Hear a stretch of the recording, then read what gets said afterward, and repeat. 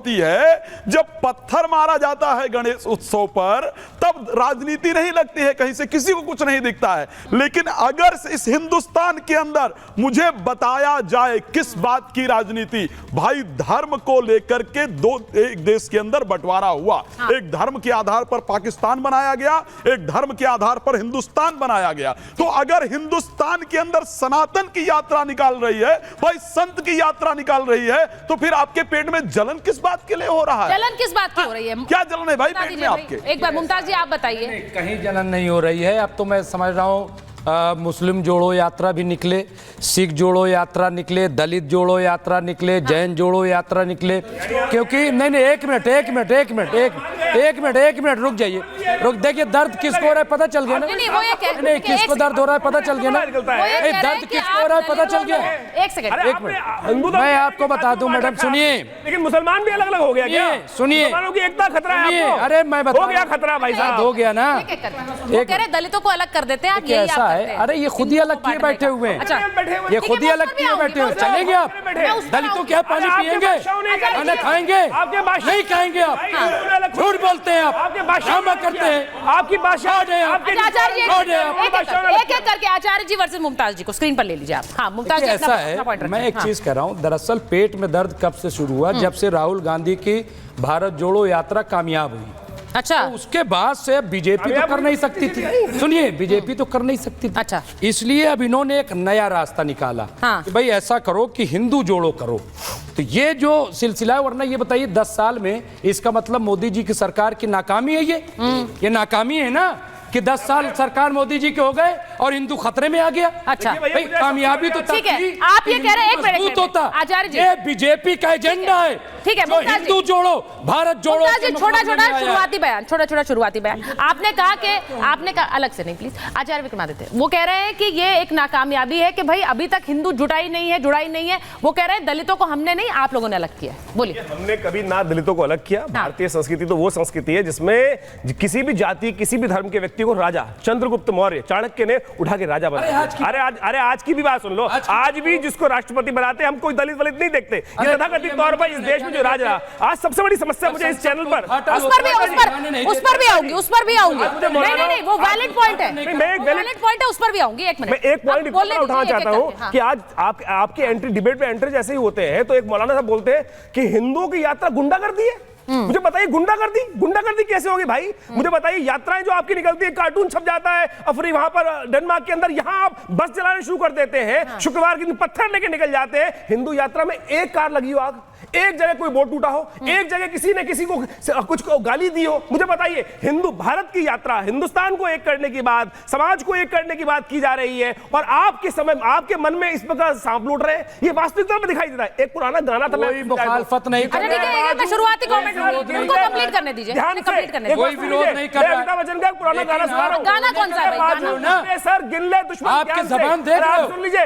देश को एक करने के लिए यात्रा हो रही है। हिंदू को एक भाई गाना, हिंदुस्तान को एक करने के लिए यात्रा कर रहे हैं। हिंदुस्तान को एक करने के लिए। मैं एक चीज, एक सेकंड, लोग तथाकथित तौर पर जो यात्रा कर रहे थे वो केवल ठीक है आचार्य विक्रमादित्य, एक मिनट की बात करते हैं। एक मिनट, हिंदुस्तान के अंदर, भारत के अंदर एक करने के लिए यात्रा। अब आचार्य विक्रमादित्य, मुमताज जी, मैं आप दोनों को बता रही हूँ। एक सेकंड आचार्य जी प्लीज, कि कितने सिर हैं, कितने बाजू हैं। आचार्य जी, मुमताज जी, मेरी एक रिक्वेस्ट है, मैंने शुरुआत में भी ये बात कही, एक एक करके बात करेंगे, क्योंकि जिसको दूसरे को नहीं सुनना है और दूसरे के बारे में बोलना है, सब पर ये लागू होता है।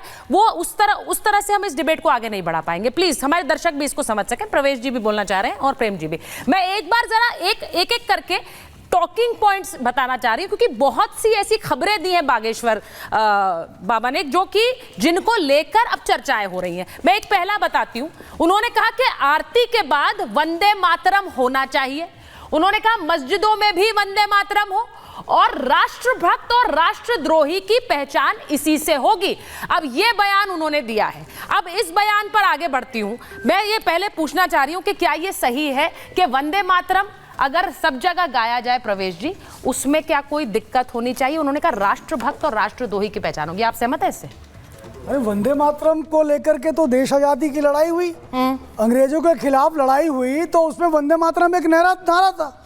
और हम तो कहते हैं कि देश में यदि रहना होगा वंदे मातरम कहना होगा, वंदे मातरम कहना चाहिए। एक चीज। दूसरी चीज, इस देश में हिंदू यात्राएं, ऐसा नहीं कि पहली यात्रा हुई है, हाँ। इससे पहले विश्व हिंदू परिषद ने 80 के दशक में एकात्मक यात्रा शुरू करी। ठीक है। दिल्ली से शुरू हुई, कलकत्ता से, और कहां पर पूरे देश की यात्राएं हुई, सोमनाथ तक पहुंची। तो भारत के अंदर हिंदू जागरण के लिए अगर यात्राएं होती हैं, हाँ। तो वो होनी चाहिए। क्यों होनी चाहिए?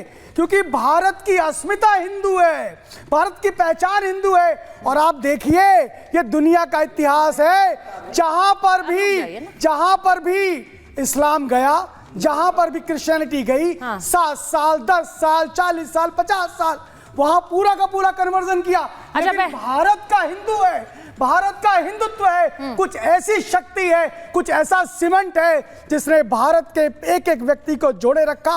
और हम इसीलिए कहते हैं, जहां भी हिंदू घटता है वहां देश बढ़ता है। अच्छा, देखिए आप ही की बात से आगे बढ़ रही हूं। हिस्से में क्या हाल हुआ, इसलिए हम कह रहे हैं, अभी बंगाल के अंदर लगभग 11 जिलों के अंदर हिंदू घट रहा है। ये चिंता का विषय है। वहां किस प्रकार से स्टेटमेंट्स आती है मौलवियों के द्वारा, क्या हमको दिखता नहीं, क्या दुनिया को दिखता नहीं है?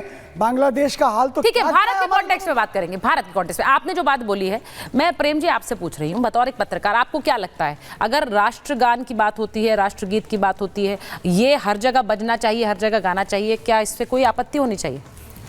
देखिए, हमारा देश संविधान से चलता है। हाँ।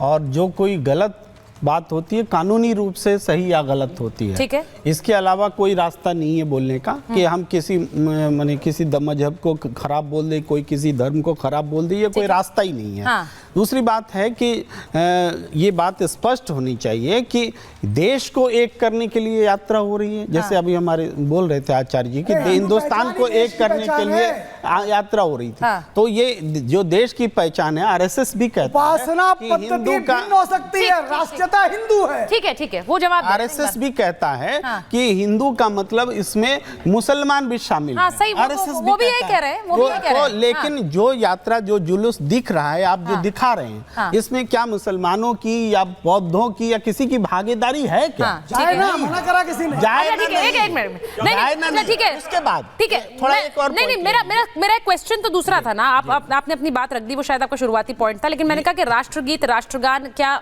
मंदिर, मस्जिद, गिरजाघर सब में गाने में कोई दिक्कत होनी चाहिए? नहीं, मंदिर, मस्जिद, गिरजाघर, इन सब के लिए, धर्म के लिए अलग से हमारे देश में एक नियमावली बनी हुई है कि मतलब आप कह रहे नहीं होना चाहिए राष्ट्रीय जो स्वभाव है हमारा, उसको धार्मिक में क्यों हम घुसाएंगे? तो राष्ट्रगीत से मंदिर के भीतर ईश्वर की पूजा होगी कि वहां पर दूसरे नारे लगेंगे? दूसरा राष्ट्रगीत, दूसरा नारा हो गया क्या? राष्ट्रगीत, अरे मंदिर में क्यों घुसाएंगे? सवाल ये है। आप दुर्गा हो। एक मिनट, राष्ट्रगीत, मुझे ये समझना है कि क्या राष्ट्रगीत गाने में कोई दिक्कत होनी चाहिए? धर्मेंद्र, राष्ट्रगान गाने की एक परंपरा है ना भाई, हम खड़े होते हैं, उसका पूरा व्याकरण